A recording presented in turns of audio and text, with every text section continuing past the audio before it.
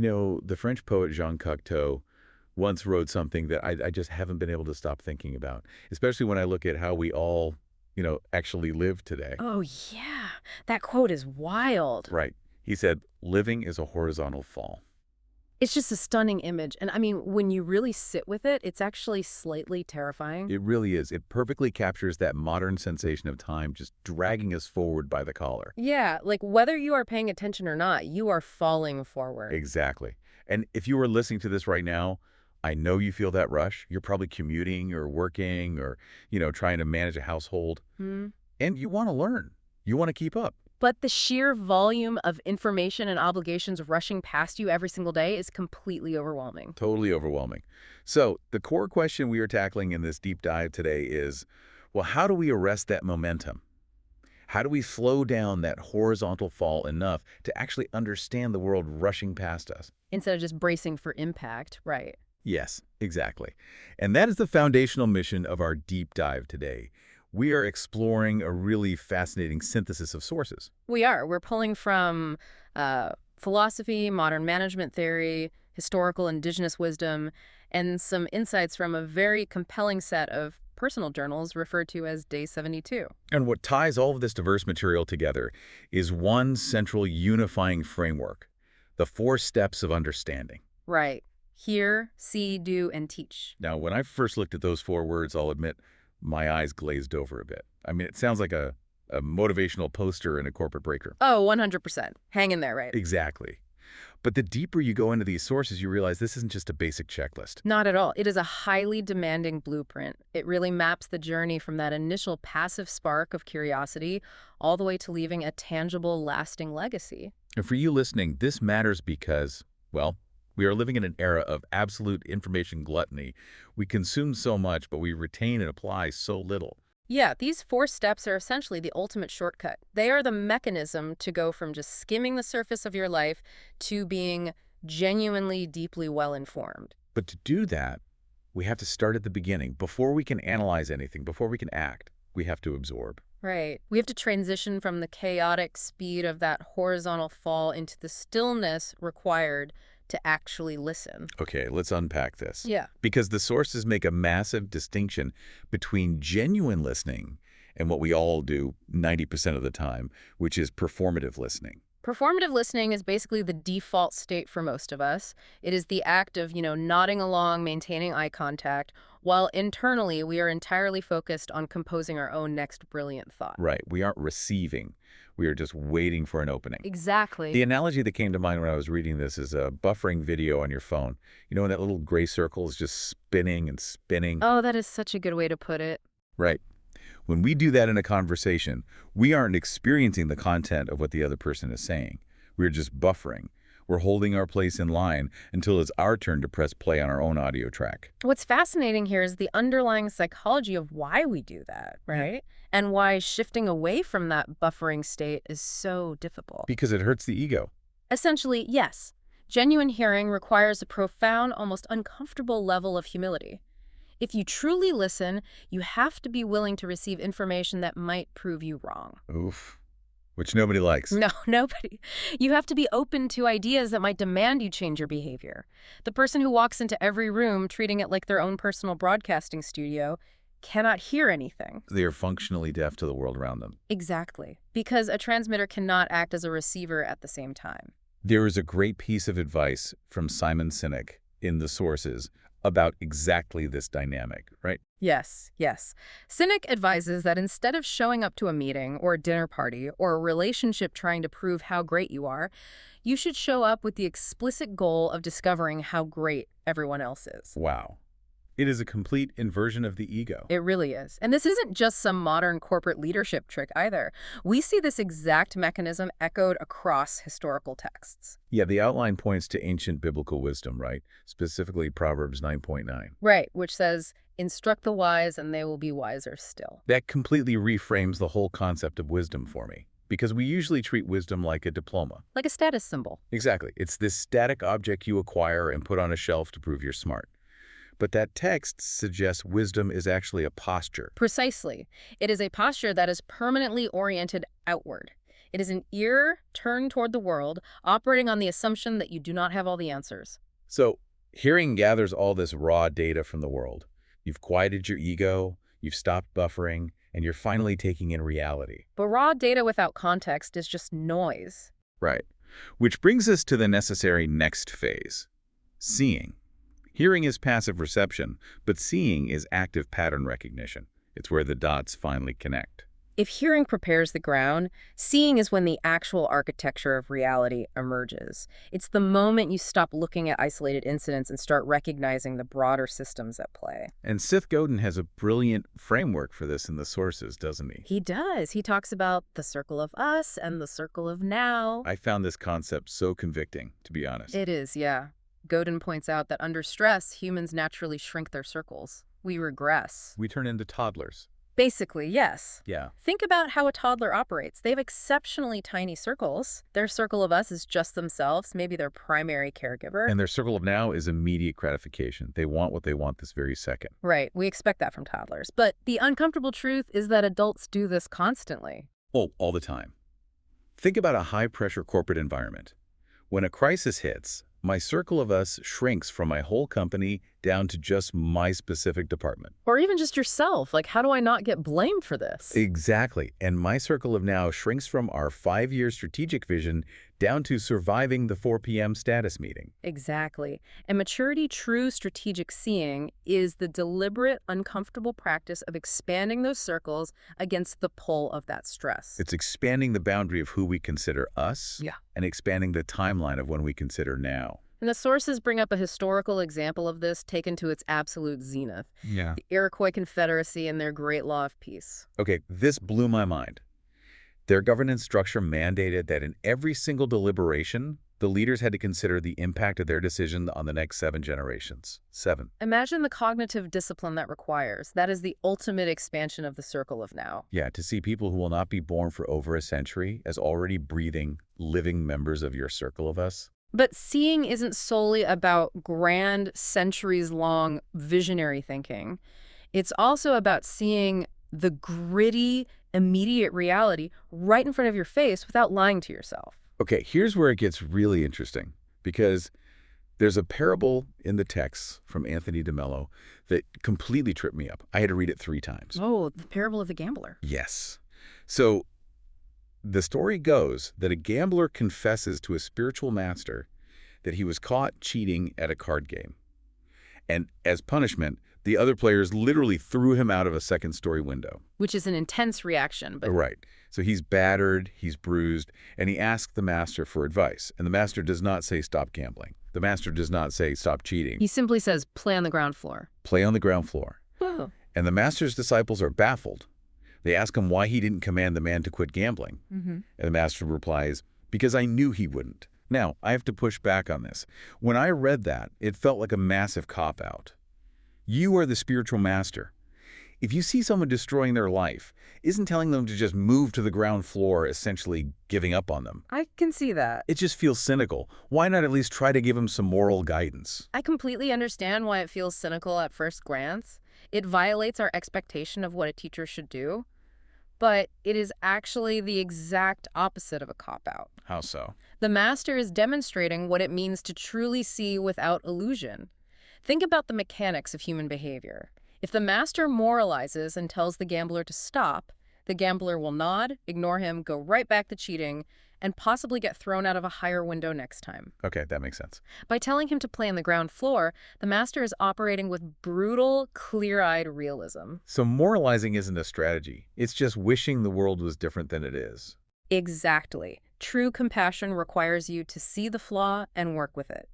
You can only help someone navigate from the coordinates where they actually stand, not from the coordinates where you desperately wish they stood. Man, that is a hard pill to swallow, but it's true. It connects directly to a profound insight from the Day 72 journals, too. The best answer comes from the unangry person. Because anger is a distorter. Precisely. Anger, much like unchecked optimism or rigid moralizing, distorts your vision.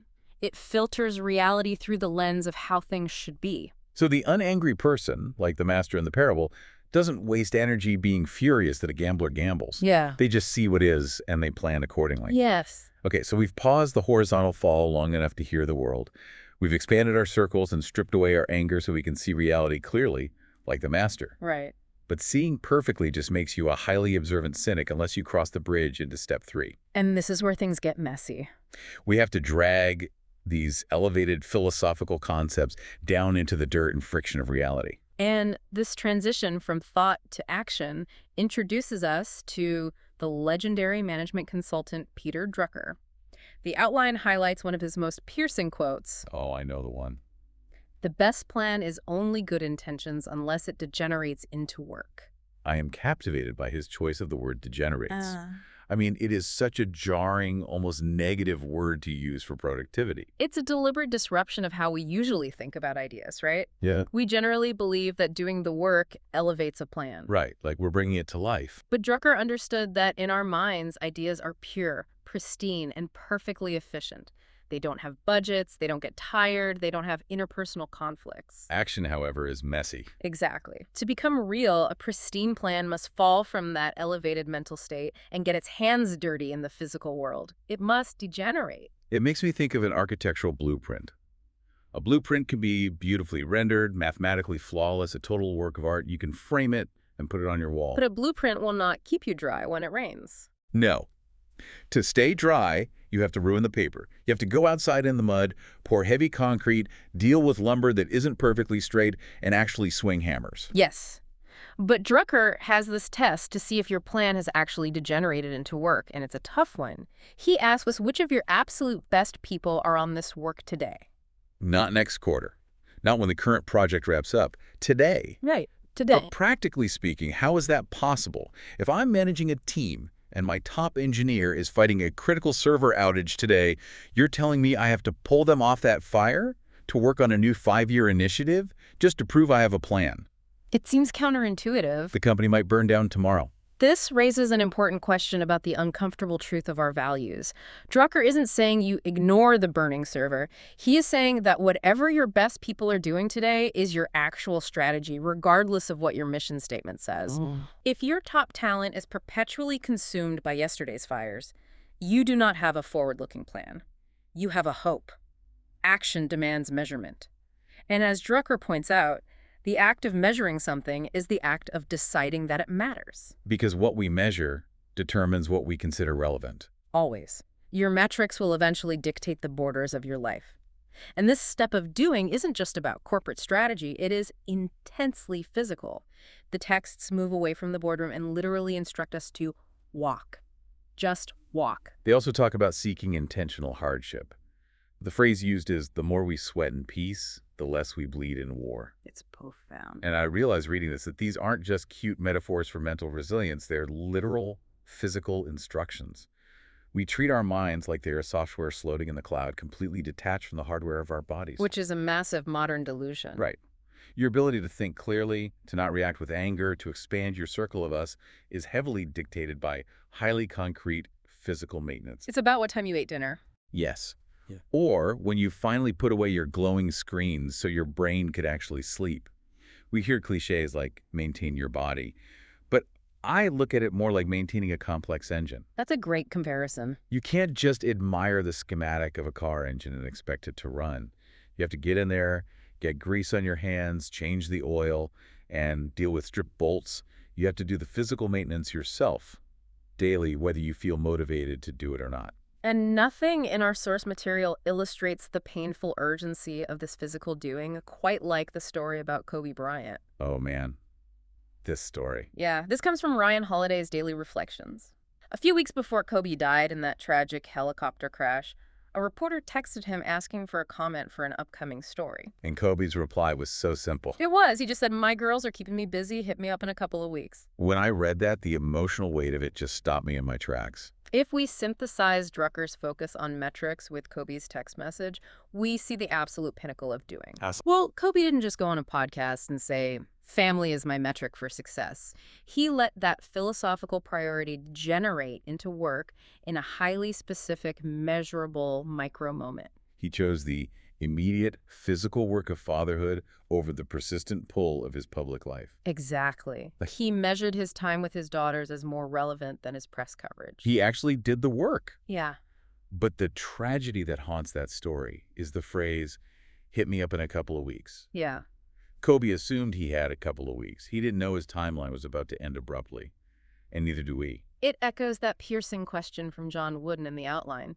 If you don't have time to do it right, when will you have the time to do it over? We operate under the collective delusion that we possess an endless supply of tomorrows. We do. We think tomorrow is the day our good intentions will finally degenerate into work.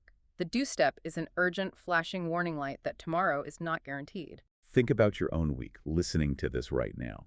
What good intention, what text message, what apology, what creative project have you been putting off because you assume you'll have the time to do it later? We all have something on that list. That urgency pushes us right into the final step, because doing builds your own personal mastery. It makes your immediate life better. But personal mastery dies the second your heart stops, unless you share it. Action has to evolve into transmission. And that is step 4, teach. To teach is to take that expanded circle of us and cast it forward in time. It is how you ensure that what you've heard, what you've seen, and the hard work you've done survives your own physical limitations. The sources lean on this beautiful imagery from the Shawnee leader Tecumseh for this part. Oh, the bundle of twigs. Right. He pointed out the simple physical reality that a single twig breaks easily, but a bundle of twigs bound together is incredibly strong. And if we return to the Iroquois and their 7 generations, how do you actually impact a generation you will never meet? You can't govern them. No, you can't. And you cannot build a physical structure that will perfectly anticipate their future needs. The only mechanism humans have to make those 7 generations robust is the steady, deliberate transmission of earned wisdom. It's the exact same mechanism behind the 10 Commandments, if you think about it. The premise is that if you teach a core set of principles carefully enough and encode them into the culture, they can act as the binding ties that hold a community together across entire continents and thousands of years of chaos. Paulo Coelho touches on this in The Alchemist, too. He writes that everyone plays a central role in the history of the world, and normally they don't even know it. Which is wild to think about. Every act of genuine teaching, no matter how small, sends ripples forward that the teacher will likely never live to see resolve. So what does this all mean for our daily routines? Because when we hear the word teach, we immediately picture a university lectern or writing a memoir or giving a keynote speech. Sure, we think of formal instruction. But the texts highlight something so incredibly accessible from the actress Diane Lane. She observed that a smile makes anyone look better, but the psychological insight she points out goes much deeper. She says a smile actually teaches generosity. It is a profound micro-lesson. I was so delighted by this detail. But how does a facial expression actually teach something to a stranger? Well, think about the mechanics of human interaction in a busy city. Everyone is experiencing that horizontal fall we talked about. Everyone is defensive, buffering, guarding their ego. Just heads down, rushing to the next thing. Right. When you make eye contact with a stranger and genuinely smile, you momentarily short-circuit their defense mechanism. It is an act of vulnerability. You are proving physically that connection is safe. Wow. That lowers their defenses, and they carry that slightly altered, more generous state into their next interaction. That reorients the whole concept for me. It's not just about being polite, it's active modeling. In 1 second, you've expanded your circle of us to include a stranger on the street. If we connect this to the bigger picture, teaching is simply the legacy phase of the previous 3 steps. It is how the isolated individual do becomes the collective resilient us. Right. And it is vital to note that teaching isn't always about painting a rosy, optimistic picture. The sources discuss the immense value of setting the bar low for people. Which sounds incredibly pessimistic at first. Why would a good teacher lower the bar? Because it is about teaching realism, much like the master with the gambler. Teaching someone that their day will contain friction, that people will not magically get out of their way, and that their plans will have to painfully degenerate into work is a profound gift. You're preparing them for the shock of reality. As the text explicitly states, what belongs to you shall come to you, but it will not arrive without effort. Equipping someone with the anticipation of friction saves them from the despair of thinking they've failed when things get hard. So we have this robust map. Here, see, do, teach. But as we pull all these sources together, the final realization is that this isn't a linear ladder. You don't climb to the top, yell, "I taught someone," and then retire to the beach. No, not at all. It is an infinite self-feeding loop. The steps constantly loop back onto one another. when you transition into the role of the teacher. The very friction of trying to explain a complex concept forces you to hear entirely new questions about it. And the doer, the person actually pouring the concrete and swinging the hammer, is going to see physical realities and constraints that the visionary planner sitting in the pristine office couldn't possibly have anticipated. With every single pass through this four-step loop, your understanding deepens. Your circle of us gets wider, and your circle of now stretches further into the future. It's beautiful, really. The Day 72 journals describe the rhythm of this cycle with a beautiful phrase: breathe in today, breathe out yesterday. Composting the past to feed the next breath. What a striking way to view our inevitable failures and experiences. The ultimate residue of living a life through this cycle isn't a massive bank account or a list of untouchable credentials. The text says the goal is to leave nothing behind but love. Yeah. But getting to that lofty, almost ethereal goal requires such grounded, dirty physical action. I mean, the single most actionable piece of advice in this entire sprawling philosophical journey is just 3 words: walk.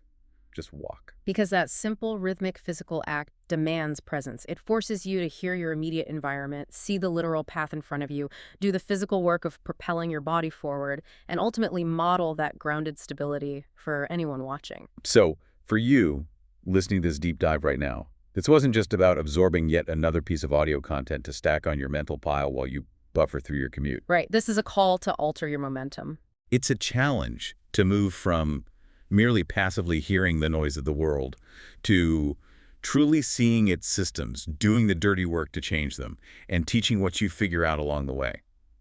I want to leave you with a lingering thought to mull over today. Think back to that opening image from Jean Cocteau, that living is a horizontal fall. Yeah. If these 4 steps of understanding are the parachute designed to slow that fall, well, what is the one piece of knowledge you are merely hearing right now?